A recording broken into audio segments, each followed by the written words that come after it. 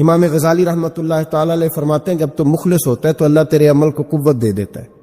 آپ نے ایک واقعہ لکھا ہے، ایک آدمی تھا تو اس نے دیکھا کہ اس کے شہر کے اندر ایک بہت پرانا درخت ہے، تو لوگ اس درخت کی پوجا کرنے لگ گئے۔ اس بندے کو بڑا جلال آیا، نیک آدمی تھا، اس نے کلہاڑا رکھا کندھے پہ، آج میں درخت کاٹوں گا۔ چلا گیا، جب پہنچا نا درخت کاٹنے کے لیے تو اس نے، ابھی وہ چوک میں تھا کہ ایک شخص ملا اسے، اس نے کہا میں نہیں کاٹنے دوں گا۔ کہا تو کون ہے؟ میں تو کاٹوں گا۔ کہا تو نہیں نہ کرتا اس کی پوجا، دنیا کرتی ہے، تجھے کیا لگے؟ معاذ اللہ، یہ بھی وسوسہ ہے نا، تجھے کیا لگے؟ اور ذرا بحث زیادہ ہوئی تو اس نے وہ سمجھ گیا کہ یہ شیطان ہے مجھے منع کرنے والا۔ اب اس نے کیا کیا؟ میں نہیں کاٹنے دیتا۔ کہا نہیں میں کاٹوں گا۔ بار بار دل سے خیال آتا کہ یہ شیطان لگتا ہے، لیکن وہ انسانی شکل میں تھا، بات واضح نہ ہو سکی، بحث ہو گئی، یہاں تک کہ تلخی ہوئی، تلخی آگے بڑھی تو ہاتھا پائی ہوئی۔ اس نیک آدمی نے الٹے ہاتھ سے اس شیطان کو پکڑا اور زمین پر پٹخ مارا، بچھاڑ دیا، اور کلہاڑی لے کے کہنے لگا پہلے تیرا گلا کاٹوں گا پھر درخت کاٹوں گا۔ امام غزالی کہتے ہیں کہ وہ شیطان انسانی شکل میں اندر سے بولا، کہنے لگا اگر تم مجھے چھوڑ دے تو تیرا ایک فائدہ کر دیتا ہوں۔ اس نے کہا وہ کیا؟ کہنے لگا 2 دینار، روز تجھے فجر کے وقت اٹھے گا تو تیرے سرانے ملا کریں گے 2 دینار۔ درخت کاٹ کے تجھے کیا ملے گا؟ تو اس طرح کر، اس سے غریبوں کی مدد بھی کرنا، کھانا بھی، کوئی انسٹیٹیوٹ، کوئی ادارہ، کوئی جامعہ بھی بنا لینا۔ ہمیں چھیڑ کے درخت کاٹ کے، یہ بہت سارے لوگوں پہ حکومتیں ایسا کرتی ہیں، یہ مشورے دیتے ہیں مولانا آپ حکومت کے مسئلے میں نہ آئیں، آپ فنڈ لیں، آپ فلانا کام کریں، ادارہ بڑا کریں، آپ کو کیا لگے؟ اور یہ بھی ایک ترتیب ہوتی ہے۔ آپ اور بہت سارے لوگ مشورہ دیتے ہیں جی ٹھیک ہے دین کا کام زیادہ ہوگا، ادارے زیادہ بنیں گے، بچے زیادہ پڑھیں گے، لیکن دین کا یہ مزاج یہ ہے کہ جو غلط بات کرے اسے روکا بھی جائے اور ٹوکا بھی جائے، اسے سمجھایا بھی جائے، یہ مزاج ہے دین۔ اس بندے کے اندر لالچ بیدار ہو گیا، اس نے کہا بات تو ٹھیک ہے، اور پھر اندر نیا وسوسہ آیا کہ درخت کاٹ دوں گا تو بندے کل کسی اور کو پوجنے لگ جائیں گے، تو پیسوں کا فائدہ، غریبوں کی مدد ہوگی، فلاں نیکی ہوگی، فلاں خیر ہوگا، فلاں ویلفیئر ایسوسی ایشن بن جائے گی۔ گھر جا کے واپس چلا گیا، چھوڑ دیا، درخت کاٹنے کا ارادہ ختم۔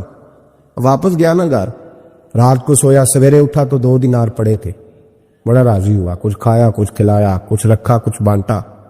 اگلے دن پھر اٹھا تو پھر 2 دینار پڑے تھے، کچھ کھایا، کچھ کھلایا، کچھ بانٹا، کچھ لوگوں میں تقسیم کیا۔ 5-6 دن تو پیسے آتے رہے، 7ویں دن اٹھا تو کوئی شے نہیں تھی، 8ویں دن پھر کوئی نہیں تھی، 9ویں دن پھر کوئی شے نہیں۔ اب پھر کلاڑا اٹھا لیا، میں درخت کاٹوں گا۔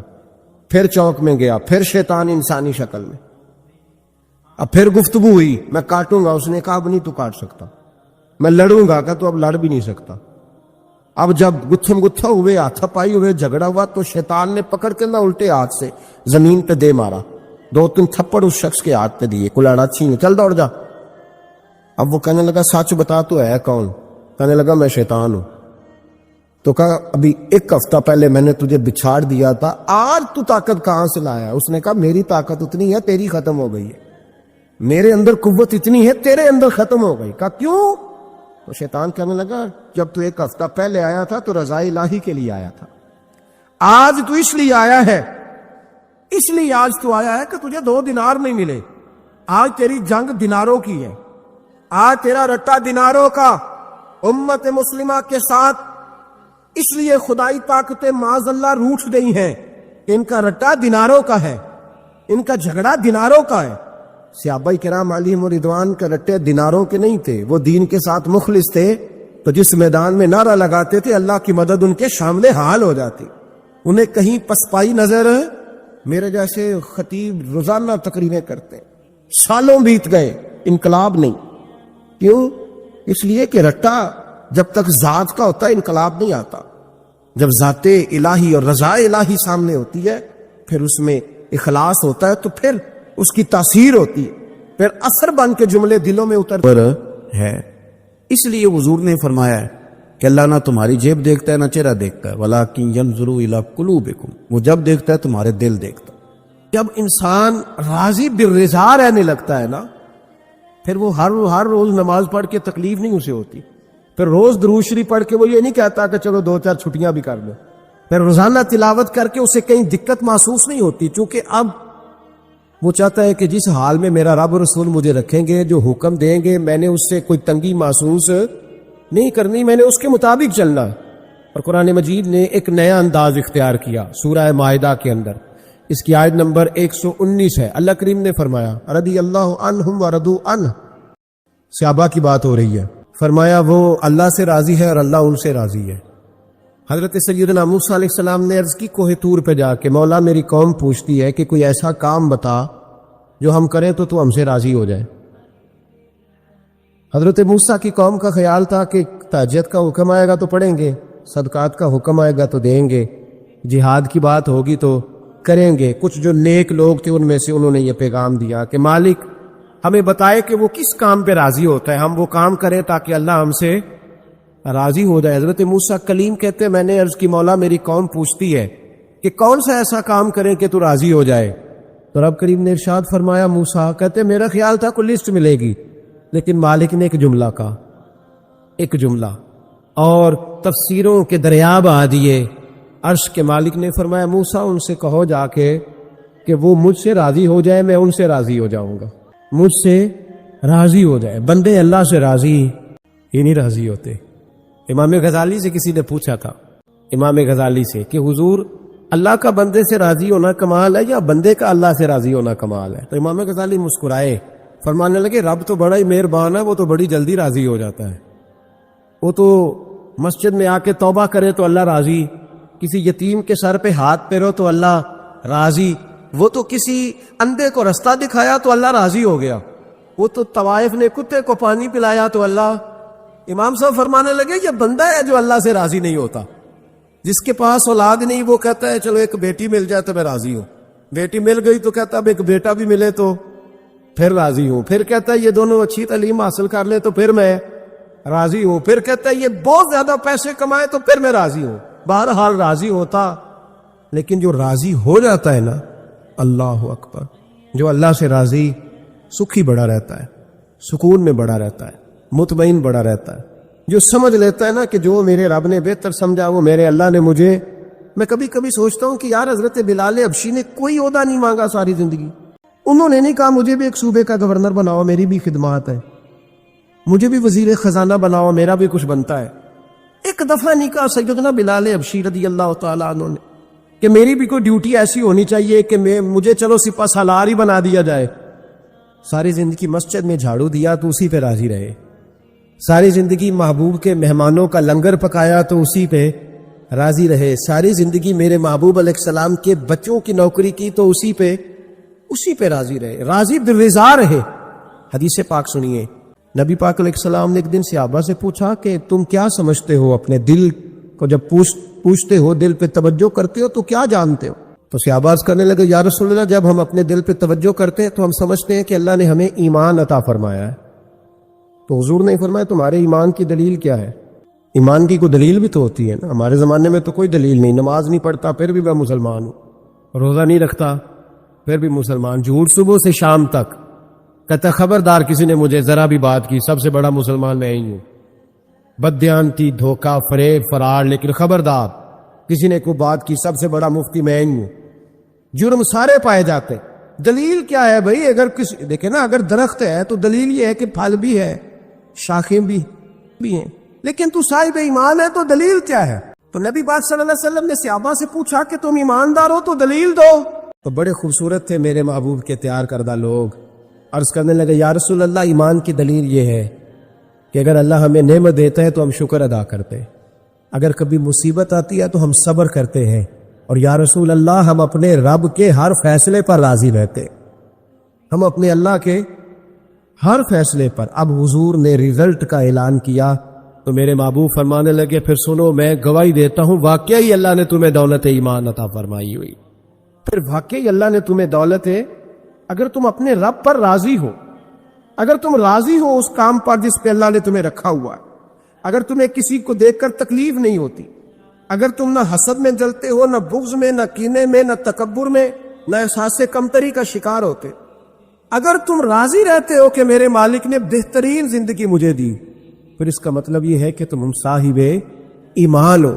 ہمارے زمانے میں لوگوں کی وہ تکلیفیں صبر نہیں ہے، سکون نہیں ہے، بے چینی سی ہے، بے قراری سی ہے، معاشرے میں ایک عجیب سی ہلچل ہے، ہر آدمی سمجھتا ہے کہ وہ سامنے والا جو شخص ہے نا وہ بڑا سکھی ہے اور میں بڑی تکلیف میں ہوں. میں رات اپنے پیر بھائیوں کو سمجھا رہا تھا. میں کہہ رہا تھا یاد رکھنا جس آدمی کا عہدہ بڑا ہوتا ہے نا اس کا زخم بھی بڑا گہرا ہوتا ہے. اس کا زخم بھی بڑا. ہاں وہ کسی شاعر نے, شعر اردو کا ہے اور تھوڑا وکیع تھا شاعر بھی, تو بات بھی اس کی تھوڑی وکیع ہے. چلیں آپ سیانے لوگ ہیں, آپ کی سمجھ میں آ ہی جائے گی. اس نے کہا تھا کہ ہجوم غم میں بھی توہین ضبط غم نہ ہوئی, ہجوم غم میں بھی توہین ضبط غم نہ ہوئی, ہم اس احتیاط سے روئے کہ آنکھ نم نہ ہوئی.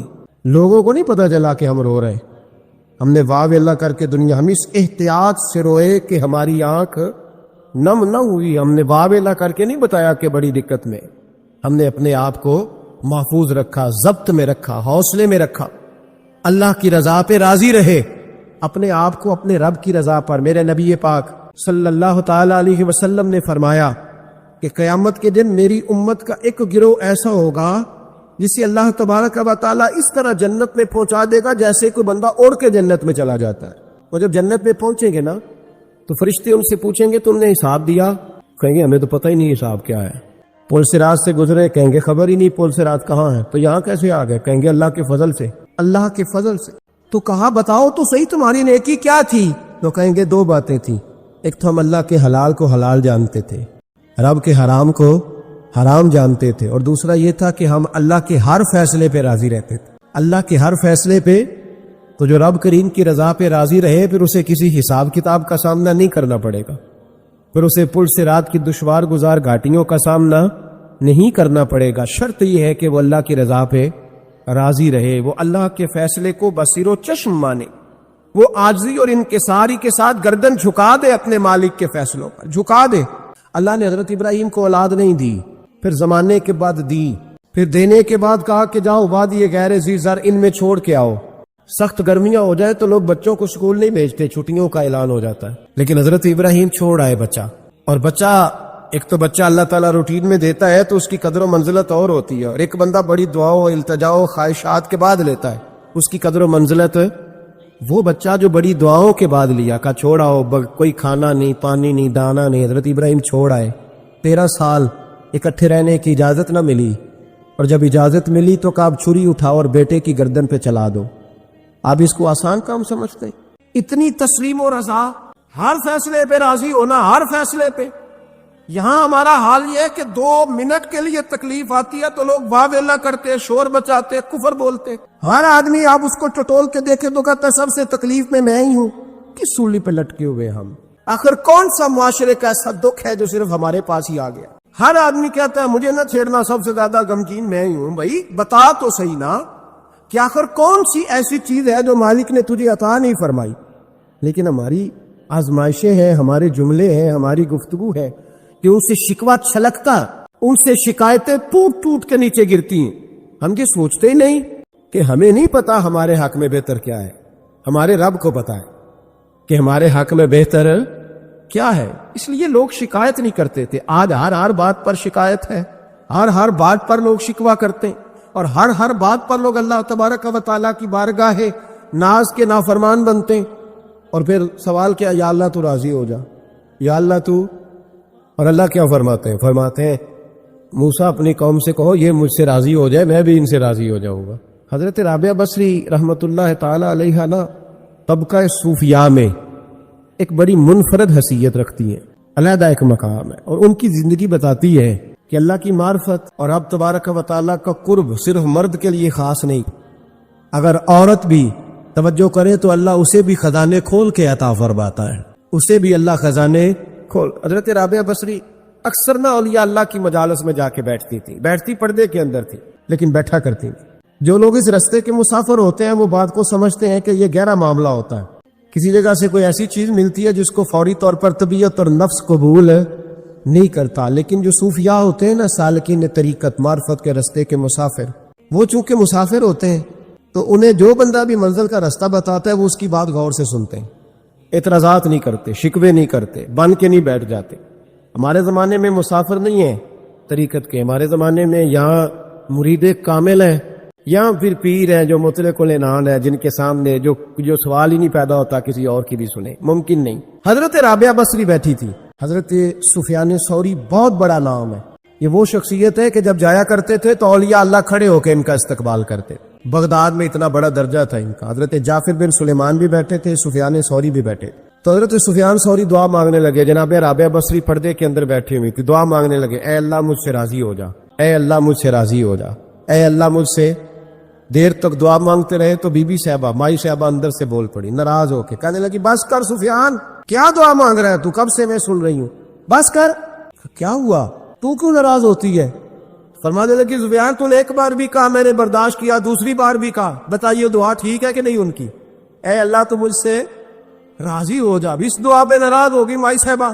کہنے لگی تو نے ایک بار بھی مانگی تو میں چپ رہی, دوسری بار بھی مانگی تو اب تو چپ ہی نہیں کر رہا, بس کر. حضرت سفیان کہنے لگے چل میری اصلاح کر دے. تو مائی صاحبہ کہنے لگی تو یہ تو کہہ رہا ہے یا اللہ راضی ہو جا, یا اللہ راضی ہو جا, پہلے تو بتا تو اللہ سے راضی ہے؟ پہلے اپنے نفس پر نظر ڈالنا, تو راضی ہے؟ روز نہیں مانگتا کہ 2 کروڑ چاہیے, 6 کروڑ چاہیے انسان کا نفس. روز نہیں کہتا بڑی گاڑی چاہیے, روز نہیں کہتا میرے بھی ٹھاٹ باٹ ہو, میں بھی بڑی گاڑی میں کھڑے ہو کے لوگوں کو ہاتھ لہرا کے لیڈر بنوں. روز نہیں کہتا میرا بھی بڑا نام ہو. پہلے بتا نا تو راضی ہے؟ حضرت سفیان ثوری نے جب بات سنی تو جھگڑا نہیں کیا, بلکہ اللہ اکبر کہا اور چیخ مار کے رونے لگے. کہنے لگے رابعہ تو سچ کہتی ہے, ابھی تو میں اس منظر تک نہیں پہنچا کہ میں رب سے راضی ہو جاؤں تو میں اسے راضی کرنے چلا ہوں, تو سچ کہتی ہے. قریب ہی حضرت جعفر بن سلیمان بیٹھے تھے, وہ بی بی رابعہ کے پاس گئے, کہنے لگے مائی صاحبہ مجھے تو بتا دے آخر بندہ اللہ سے راضی ہوتا کب ہے, یہ منزل شروع کب ہوتی ہے؟ تو آپ فرمانے لگی اس وقت کہ بندے کا جو حال نعمت ملنے پہ ہوتا ہے نا, جب وہی حال اس کا مصیبت آنے پہ ہو تو پھر سمجھو وہ اپنے رب سے راضی ہو گیا. پھر وہ اپنے رب سے, یہاں لوگ راضی نہیں ہیں, نہ شریعت کے حکم پر راضی ہیں معاذ اللہ, نہ دین کے آنے پر راضی ہیں, نہ نفاذ شریعت پر راضی ہیں, نہ لوگ اپنے ہر معاملے میں. دیکھیں نا کبھی کبھی تکلیف ہوتی ہے, کئی دفعہ لوگ بات پوچھنے آتے ہیں تو دل کرتا ہے انہیں ڈانٹ جھڑک دیں گے. طلاق کا مسئلہ پوچھنے کے لیے لوگ عالم کے پاس آ جائیں گے, طلاق کا مسئلہ پوچھنے. سوال یہ ہے کہ تو نے شادی سے پہلے کسی عالم سے رابطہ کیا تھا کہ مجھے بتائے بیوی کے حقوق کیا ہیں, اس کے ساتھ وقت گزارنا ہے میں نے تو کس طرح کے حقوق میں نے ادا کرنے ہیں, شریعت مجھے کیا حکم کرتی ہے؟ پوچھا تھا کسی عالم سے؟ دین کی ضرورت پڑی تو دین کے پاس آئے, لیکن دین کو عمل کرنے کے لیے کبھی حاصل ضرورت پڑی تو آ گئے, حاجت ہوئی تو آ گئے, طبیعت لگی تو آ گئے. میں درجنوں بار کہہ چکا ہوں کہ جب کسی آدمی کے پاس لاکھوں روپیہ ہوتا ہے تو کسی پیر کے پاس نہیں جاتا کہ حضرت صاحب بڑے پیسے ہیں بتائیں شکر کیسے ادا کروں. لیکن جب ذرا دقت آتی ہے, حالات خراب ہوتے ہیں, تو ہر پیر کا دروازہ کھٹکھٹاتا ہے, کہتا ہے کوئی تعویذ دے دے. تو بتا جب تیرا دین کے ساتھ صرف تکلیف کا رشتہ ہے, تو راضی بالرضا کب ہوگا؟ کب تو راضی ہوگا اپنے رب کے معاملات میں؟ کب تو راضی ہوگا؟ کئی دفعہ طبیعت میں تکلیف ہوتی ہے, وہ حضرت صاحب حالات بڑے خراب ہوئے, پہلے آپ نے تعویذ دیا تھا تو صحیح ہو گیا, اب پھر خراب ہے, میں دوبارہ آ گیا. تو دل کرتا ہے ان سے کہنے سے کہ یار ہمارے ساتھ تمہارا رشتہ خراب حالاتوں کا ہی ہے, کبھی صحیح حالاتوں میں بھی آؤ نا, بڑے خوش حالات میں بھی آؤ کہ اب حالات بڑے اچھے ہیں, ہم حاضر ہیں, کوئی حکم کرے. خدا را راضی بالرضا رہنا سیکھے. انس بن مالک رضی اللہ تعالیٰ عنہ کہتے ہیں 10 سال حضور کی بارگاہ میں رہا, 10 سال, اور 10 سال میں نے حضور کے گھر میں نوکری کی. کہتے ہیں نبی پاک نے کبھی مجھے اف تک نہیں کہا. ہمارا اپنا بچہ جو ہوتا ہے نا بیٹا, اور 10 دنوں میں شاید سینکڑوں دفعہ سن لے یہ کیا کیا ہے وہ کیا. کہتے 10 سال حضور نے مجھے, کہتے میں نے ایک دن بڑا نقصان کر دیا, کوئی بڑی چیز مجھ سے ٹوٹ گئی, بڑا نقصان ہو گیا. تو فرماتے ہیں کہ نبی پاک صلی اللہ علیہ وسلم کی ایک زوجہ محترمہ مجھ پر جلال کرنے لگی, اور ان کا جلال بالکل بجا تھا, ان کا غصہ بالکل ٹھیک تھا, اس لیے کہ میں نے واقعی بڑا نقصان کیا تھا. کہتے ہیں وہ جب جلال کرنے لگی نا تو محبوب تشریف لائے. کیا ہوا؟ کہ یا رسول اللہ یہ دیکھیں اس نے کتنی بڑی چیز توڑ دی. تو کہتے ہیں میرا خیال تھا کہ یہاں سے بھی مجھے ڈانٹ پڑنی ہے اور پڑنی چاہیے بھی, اس لیے کہ میں نے آج بڑا نقصان کیا ہے. لیکن کہتے ہیں محبوب میرے قریب آئے اور میرے کندھے پہ ہاتھ رکھا. زوجہ جلال میں تھی تو محبوب نے کیا خوبصورت جملہ کہا, ساری سوچ ہی بدلتی. فرمانے لگے اس کو نہ ڈانٹ, اس چیز کا ٹوٹنا میرے رب کی رضا تھی تو چیز ٹوٹ گئی ہے, یہ میرے رب کی رضا تھی تو یہ چیز اب یہ غریب ہے, اس کا دل نہ توڑ, وہ ٹوٹ گیا, وہ جو ہونا تھا سو ہو گیا, اب چھوڑ, یہ میرے اللہ کی اس چیز کا اتنی دیر رہنا ہی ہمارے حق میں بہتر تھا, تو ٹوٹ گئی تو ختم. کہتے بڑا جلال تھا محبوب کی زوجہ کو، لیکن انہوں نے جب بات سنی تو پھر مصطفیٰ کریم کا گھرانہ، پھر حضور کی ازواج پاک، مومنوں کی مائیں، کہتے ہیں اسی وقت وہ بیٹھیں اور انہوں نے میری طرف بڑی شفقت کی نظروں سے دیکھا اور ان کے غصے کو میں نے پیار میں بدلتے دیکھا۔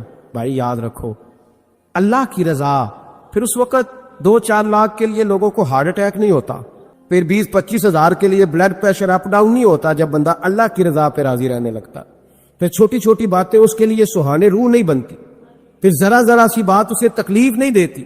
جب وہ اللہ تعالیٰ کی رضا پر راضی ہونے کا عادی ہو جاتا ہے تو پھر یہ چیزیں اس کے لیے باعث آزمائش۔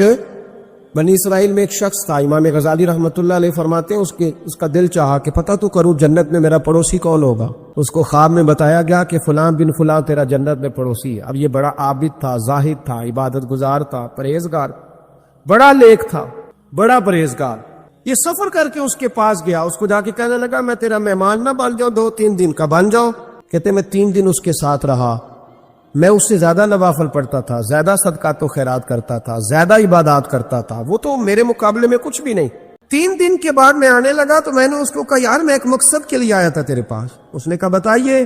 میں نے کہا کہ میرا آنے کا مقصد یہ تھا کہ میں دیکھوں تو کون سی ایسی عبادت کرتا ہے کہ جنت میں تو میرا پڑوسی بنے گا، لیکن تیری عبادات ریاضت میں تکبر نہیں کرتا، لیکن میں نے کوئی خاص چیز دیکھی نہیں، کوئی خاص بات ہے تو مجھے بتا دے۔ تو بندہ کہنے لگا کوئی خاص بات نہیں، ہاں ایک چھوٹی سی عادت ہے میرے اندر، چھوٹی سی عادت۔ بڑے لوگ کبھی بھی اپنی باتوں کو بڑا نہیں سمجھتے، کہ ایک چھوٹی سی عادت ہے۔ کہ وہ کون سی؟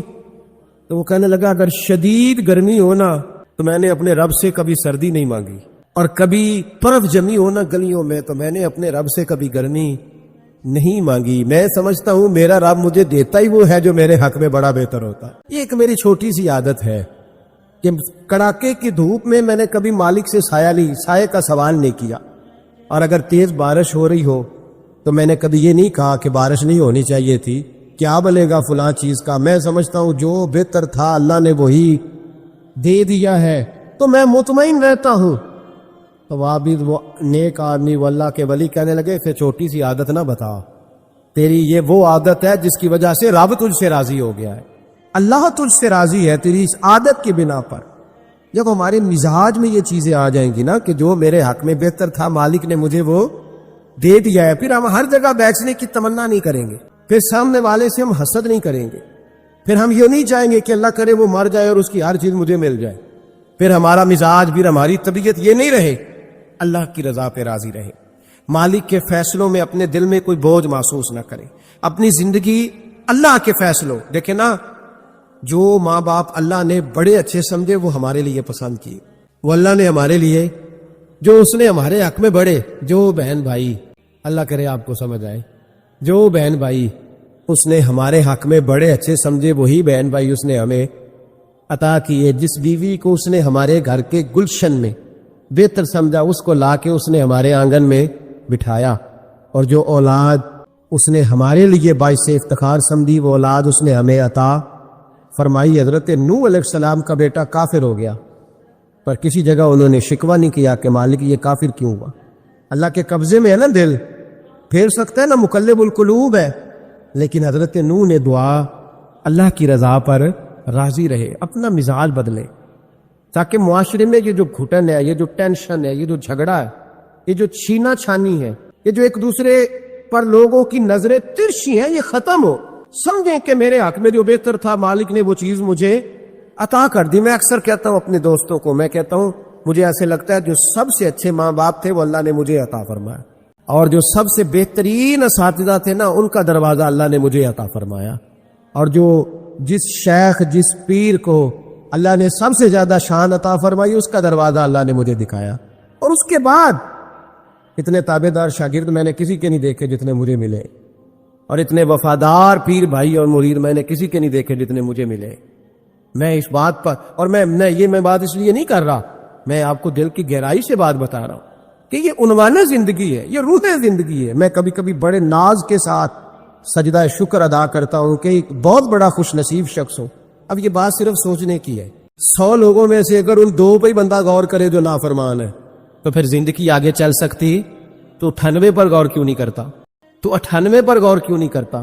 اگر کسی شخص کے ساتھ تیرے 20 سال گزرے اور تو صرف اس ایک دن کو یاد رکھے جس دن میں اس نے تکلیف دی تھی، تو پھر یہ تیری زیادتی ہے۔ تو باقی ان دنوں کو کیوں نہیں یاد رکھتا جن دنوں میں اس کے تیرے ساتھ محبت والا معاملہ فرمایا، خدمت والا، راضی دل رضا کا مزاج بنائے۔ یہ مسلمان کے ایمان کا حسن ہے، یہ مسلمان کے کردار کا کمال ہے، یہ مسلمان کی سوچ کا بلند معیار ہے، یہ مسلمان کا اعلیٰ مقام ہے۔ حضرت عبداللہ ابن عمر کا بیٹا بیمار ہو گیا، بڑے پیارے ہوتے ہیں نا بیٹے، آپ بڑے پریشان تھے، شدید پریشان۔ صحابہ کہتے ہیں ہم نے آپ کو بڑی تکلیف میں دیکھا، کبھی اس حکیم کے پاس، کبھی اس حکیم کے پاس، کبھی اس جگہ، کبھی اس جگہ۔ کچھ دنوں کے بعد بیٹا انتقال کر گیا، لیکن کہتے ہیں جب ہم تعزیت کے لیے گئے تو ہم نے ان کے چہرے پر بہت ساری سکون کو، بہت ساری راحت کو دیکھا۔ بیٹا انتقال کر گیا، جب وہ بیمار تھا تو پریشان تھے، اب جب انتقال کر گیا تو سکون میں۔ تو کہتے ہیں ہم نے ان سے سوال کیا کہ حضور اس وقت آپ پریشان تھے، انتقال کے بعد تو لوگ زیادہ پریشان ہوتے ہیں، اب آپ سکون میں ہیں۔ تو آپ فرمانے لگے جب تک میری ڈیوٹی تھی میں پریشان تھا، خدمت کر رہا تھا، نوکری کر رہا تھا، اب میں اسے اس کے پاس چھوڑ آیا ہوں جو مجھ سے بہت زیادہ اس کا خیال رکھنے والا ہے، جو مجھ سے کئی ہزار گنا بڑھ کے اس پر توجہ کرنے والا ہے۔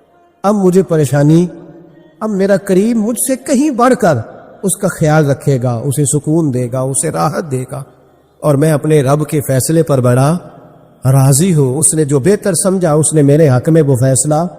حضرت ابن وقاص رضی اللہ تعالیٰ عنہ بڑے مستجاب الدعوات بزرگ تھے، مستجاب الدعوات۔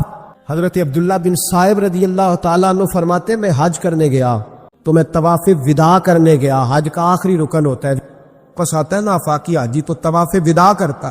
کہتے جب میں طواف وداع کرنے گیا تو طواف وداع کے موقع پر میں نے دیکھا کہ جتنا رش حجر اسود کے پاس ہے اتنا ہی حضرت ابن وقاص کے پاس بھی ہے۔ شاید سمجھ نہیں آئی آپ کو میری بات۔ حجر اسود کے پاس بہت بڑا رش ہوتا ہے، ہر آدمی کی خواہش ہوتی ہے بوسہ لینے کی، جتنے لوگ وہاں کھڑے تھے اتنے ہی لوگ حضرت سیدنا ابن وقاص رضی اللہ تعالیٰ عنہ کے پاس بھی کھڑے تھے۔ تو کہتے مجھے تعجب ہوا، عبداللہ بن صائب کہتے میں بھی ان کے پاس جا کے بیٹھ گیا تو میں نے دیکھا کہ وہ نابینا ہے، آنکھوں سے نظر نہیں آتا، لوگ ان کے پاس دعائیں کرانے آ رہے ہیں، اور فرماتے میں نے عجیب حال دیکھا، بیمار ترین شخص ان کے سامنے آ کے بیٹھا، حضور میرے لیے دعا کر دیں۔ تو فرماتے انہوں نے دعا کے لیے ہاتھ اٹھایا تو وہیں اسی وقت میں نے دیکھا اللہ نے اس بندے کو شفا فرمایا۔ میں نے دیکھا مقروض دعا کرا رہے ہیں، بیمار، بے اولاد، جو بھی دعا ان سے کراتا اللہ اس کی حاجت کو پورا فرما دیتا۔ حضرت عبداللہ بن صائب کہتے ہیں میں شام تک بیٹھا رہا، ہر نماز کے بعد رش ہوتا میں دیکھتا رہا، فرماتے ہیں شام ہو گئی، لوگ دعائیں کرا کے چلے گئے، جب مغرب کا وقت ہوا تو نابینا تھے، پھر بھی مجھ سے کہنے لگے عبداللہ ساری دنیا نے دعائیں کرائی ہیں، تو نے نہیں کرانی، تو صبح سے بیٹھا ہے بس دیکھے ہی جا رہا ہے، تو نے نہیں کوئی دعا کرانی؟